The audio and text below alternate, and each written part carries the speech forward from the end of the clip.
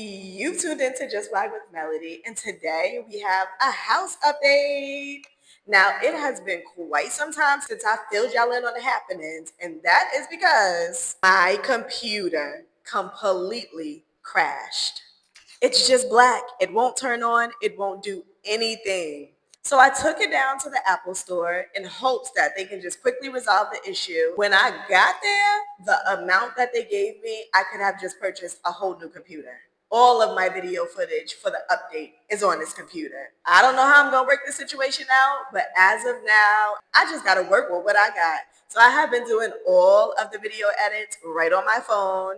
And we're also in the process of getting a new intro created for the channel, which is why you haven't seen an intro. But the life of a content creator, when challenges like this arise in your life as a content creator, you just got to find a way to persevere and make lemonade out of lemons. But anyway, enough about me. Let's get into this update. So here we are, rainstorm. As you guys know, they came, they put the little speed ramp at the gate to keep out the flood. Look at how the water is just pouring in continuously. Like, this water don't give a damn about nobody or nothing. But let's go look at that speed ramp, y'all.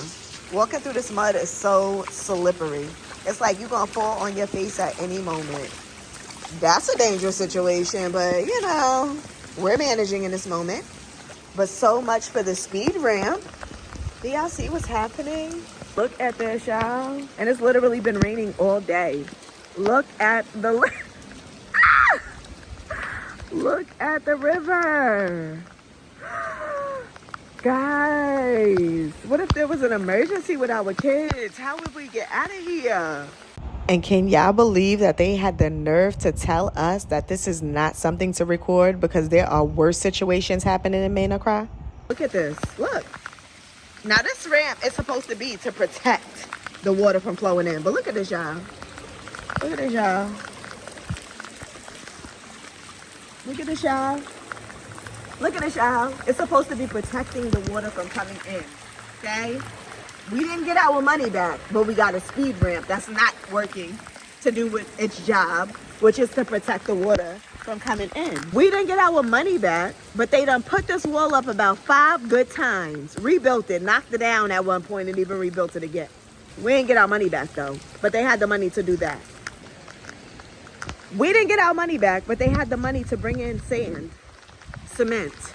Can y'all see the cement? Raise your hand when you can see the cement. Raise your hand. Where's the cement? Where is all of the money that they wasted away purchasing cement to protect us from this? To protect this from happening. To protect this from happening. Raise your hand and let me know. I'll wait. Haven't heard from them in months, but they can pick up the phone and call because they seen something on social media and then had the nerve to threaten me what he gonna do to me? Tell me how I'm not getting my money back? I come on here, I'm creating content because I want everybody to learn. I don't want y'all to come here and have to deal with this. I don't want y'all to have to come here and this be y'all story. I want y'all to have a beautiful experience here in Ghana. I don't want y'all to have to deal with conditions such as this. So my prayer is that I can handle this. This is nothing. This is lightweight to a heavyweight. But maybe somebody else that's coming may not be able to handle this type of situation. This might be just enough to drive somebody over the edge that was already on the verge of being on the edge. This is not about me, this journey that I'm on. I've learned a long time ago, it's not about me. It's about making change. It's about showing the way. It's about standing up and having a voice. It's about preparing y'all, showing y'all what to look for, what not to do, what to do. The things I've gone through, this is only one house. Y'all don't know half of what we had to deal with when we was in Cape Coast. Y'all don't know half. Look at the swimming pool. They just came and put this wall back up again, y'all. They even put drains. It's helping.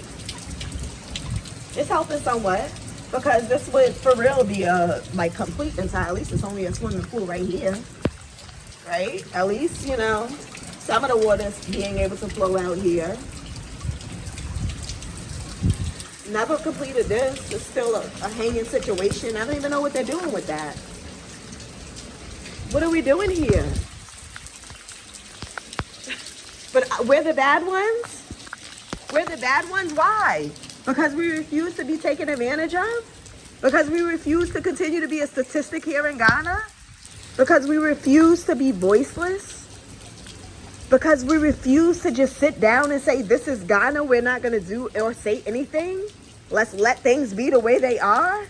Look at this. This is even a whole swimming pool right now at this point. This is a whole entire swimming pool. And that's with drainage is happening.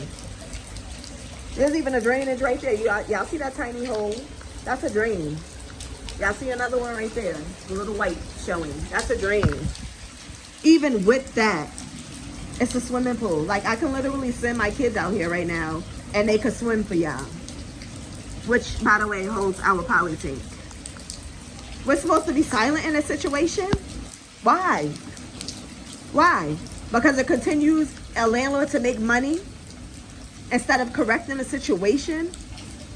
Why? Because it continues an endless cycle happening of taking people's money and not having to do anything to correct it, and then turning around and saying this is just Ghana? I'm not that one. I'm not that person, and nobody can shut me up but God. Now let's walk through it, okay? Husband is already before me.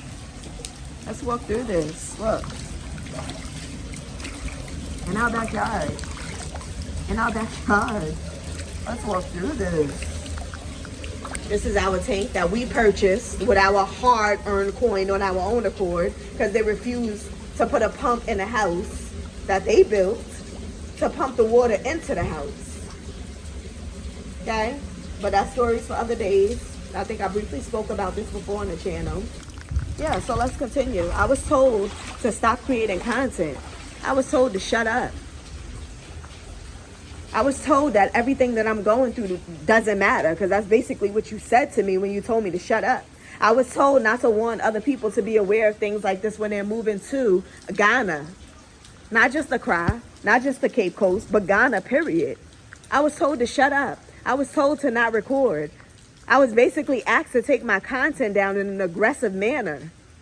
Content that is going to help spare and save somebody else. That's what I was told to do today. But I will continue to have a voice. Continue. Look, concrete coming up so bad, we even got trees growing in the midst of concrete. Stop playing with me. But I have always said, and I will continue to say, that looking at this view, no matter what we have ever had to go through, always brings me peace because I'm like, you know what? This is beautiful. And it kind of takes the stress away from what you're going through, okay, in the moment. But it's just, I try to appreciate the beauty out of it all. And I'm grateful. Because not many people have this to look at. Many people are struggling with situations like this, but worse, and don't have a beautiful view to look at to take their mind off of it. They have to suffer in their moment. They have to suffer in their flooded houses. They have to suffer with their loss of possessions. They have to suffer with dumping bucket upon bucket out of their houses.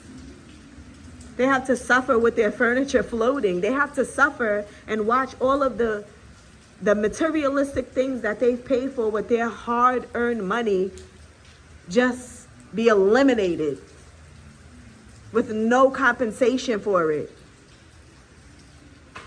So even in this moment, I'm just grateful that I have a mountain to look at. I'm grateful that our house didn't flood out. I'm grateful for these things, but at the same time, I will never stop thinking about the people who are in worse situations than me. I won't forget about the people that have to lay on the floor at night with their children and flood waters are still there. Because do you know the amount of time it takes to get a flood water out of your house? And you got kids that gotta lay on that same floor? Everybody ain't fortunate in Ghana. Everybody don't come from a silver spoon in their mouth. Everybody don't come with the finances to be able to just get up and say, let me go to a hotel. Everybody don't come from money. Some people have to suffer through it. So yeah, we suffering through it. It ain't the worst of the worst, but we suffering through it. But what about those that are suffering through it?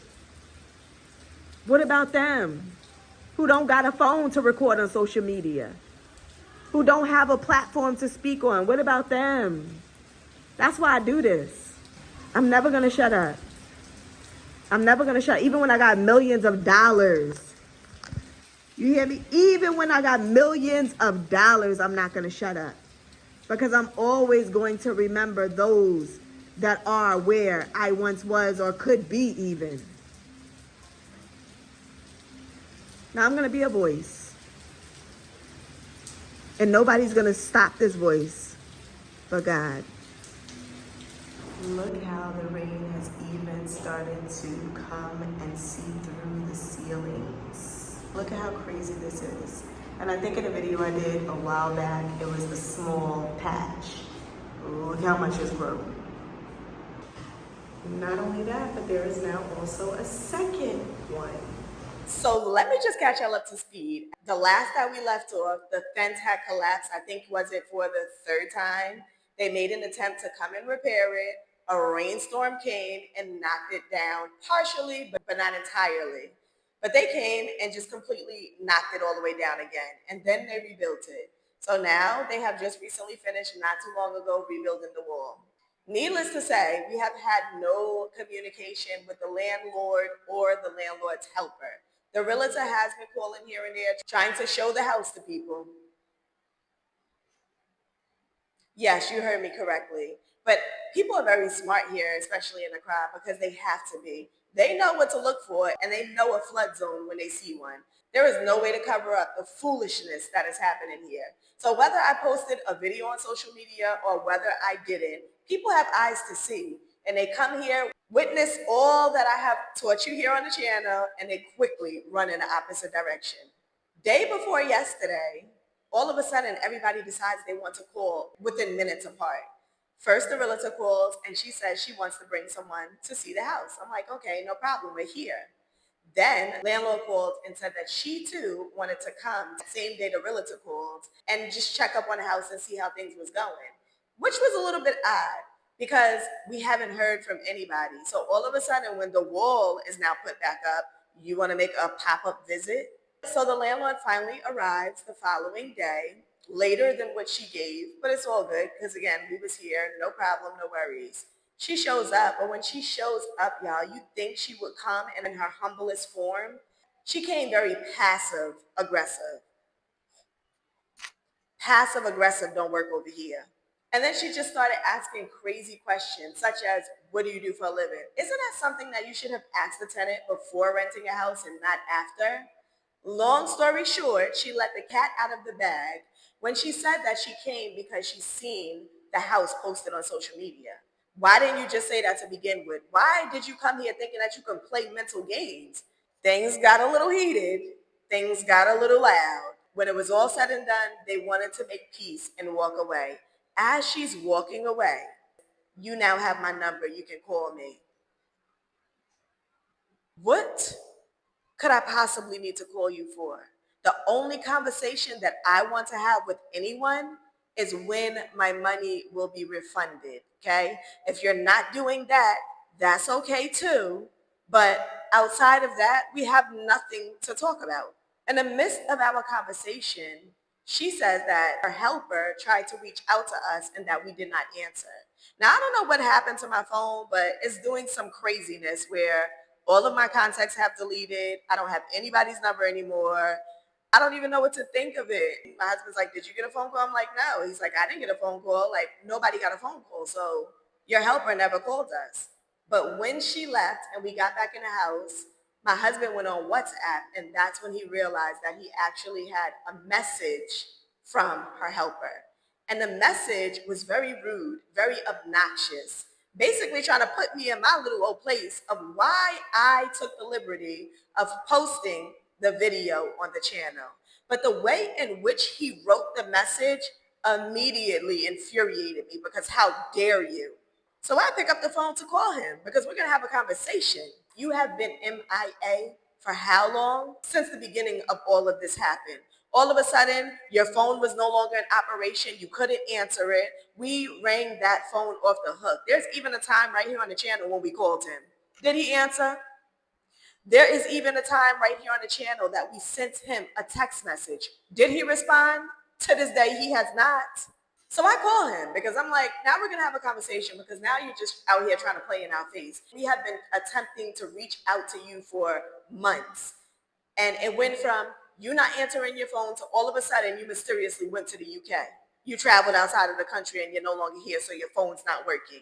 I attempted to call him on WhatsApp, but it didn't go through. So then he ends up calling right back on regular phone. Y'all, all I said was, huh, why would you post that video on social media?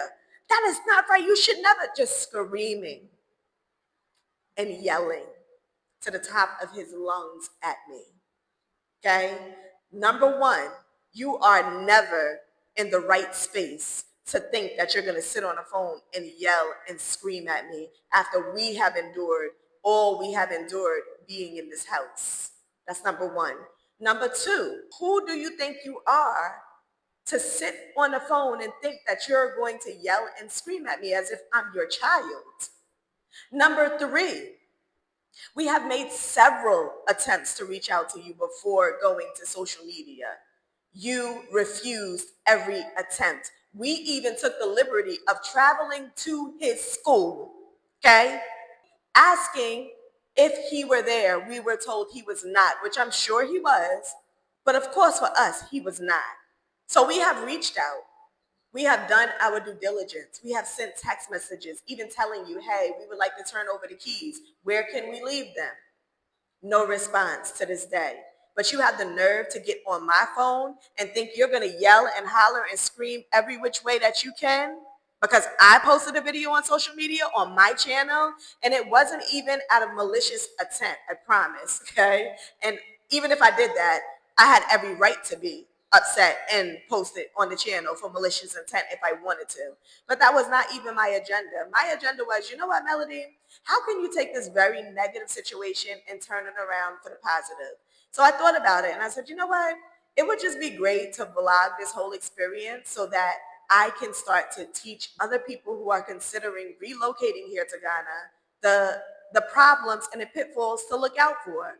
And it proved to be amazing, I think, because we were able to learn so much here on the channel as a result of all of this.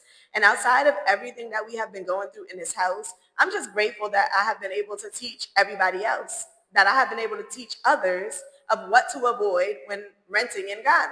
Because how many people have fell into the same traps as me? How many people have came to Ghana in hopes to rent and ended up with the short end of the stick and nothing to do about it? So what if I was that person who didn't have a voice? What if I was that person who didn't have a platform to turn to? What if I was that person who didn't have a family to share these atrocities with? That means that it will be another person here in Ghana taken advantage of, another person here in Ghana who has had to lose their money without any repercussions part of the landlord. I would have been another statistic of a person coming to Ghana, attempting to rent, and getting scammed and schemed. So I created this video because I want to change the narrative of what renting looks like in Ghana. People should be able to come here and rent with a peace of mind, especially if they're going to more expensive areas where the cost of living is a bit expensive. Then they have every right to have a house that is well put together and live in peace. We chose this kind of out of desperation. I'm just going to be honest too, because we were transitioning from moving from Cape Coast to Accra, and we were staying at a guest house at the time here in Accra. So we needed something quick because we wanted to get the kids out of that situation and put them in a more permanent situation of having our own house. So for us, we were like, it makes no sense to continue to stay at a guest house when we're spending so much money and we can just quickly, get our own place. So it was kind of that desperation that was taken advantage of in the moment because it was like, listen, if you're ready, give the money. And so we had the full amount of money and we had it on us, ready to do the transaction. It's not even my preferred area, okay? We could have really stayed in Cape Coast. It's kind of out of the way. I would have liked to be more inner city in the midst of everything that's happening for filming purposes, because that was the purpose of relocating here to Accra. But given the situation, given the house, it seemed like it was okay. It was a self compound, which means that we didn't have to interact with any neighbors, and what we've been through in Cape Coast. So we kind of wanted to avoid all of these challenges that we've had in Cape Coast. So we thought this would just be a much better situation if we just take this. It was a bit more smaller, but we was like, it's doable. We'll work with it.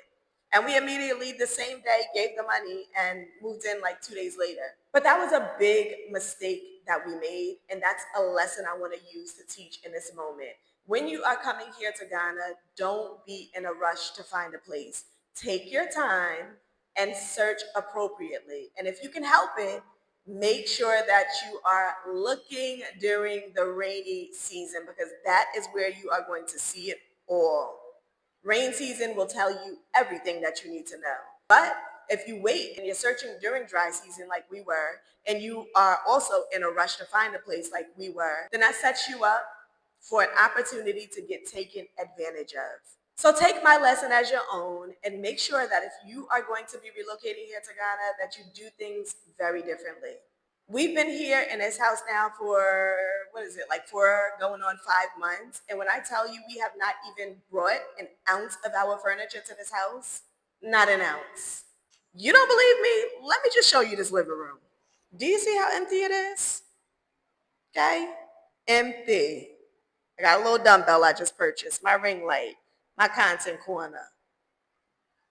Empty. We haven't brought a single thing, okay, to put in this house. Because this is not a house that is meant for us to be in longevity. It's here for the moment. We've spent our money. We have to make it work. But we don't even have much longer, but like it's almost half a year already. So you figure another 6 months is going to be time to leave. And I just feel like it would be a complete waste of time to bring anything and put it into this house. That let's just work on finding and securing something better, and then we can focus on being comfortable. In the interim of that, I mean, we're okay, we cool. Everything is going the way that it needs to go in this moment, but we have learned to just take our time and not rush the process. And for me, that has been the biggest lesson I have learned in this moment. Through it all, we persevere, we keep pressing forward, we keep moving, and you don't let situations get you down. I don't care how crazy it looks or what is happening. Just find a way to smile through it all, and remember to always take lemons and make lemonade. I have endured so much, as you can imagine, being here in Ghana for 4 years. And I have been working so hard to put together this ebook because I'm like, listen, I don't want anybody else to endure the things that I have had to endure being here in Ghana. So if I can help it, I want to be able to help other people, because the things that happen here is crazy. And right in the ebook, I was like, it just started bringing back so many memories, things that I have never even shared right here on the channel. And I was like, oh my gosh. So we really about to tell this story? It is packed with so much knowledge, so many life lessons. And thankfully, I've been the one to bear those lessons, and you don't have to. So I'm just really excited for this ebook, and I cannot wait for it to be finished. That is it for today's video. Drop a comment down below and let me know what your thoughts are on this video. If this is your first time here on the channel, let me take the opportunity to say welcome, and be sure to please hit that subscribe button before you go. I will see y'all on the next video.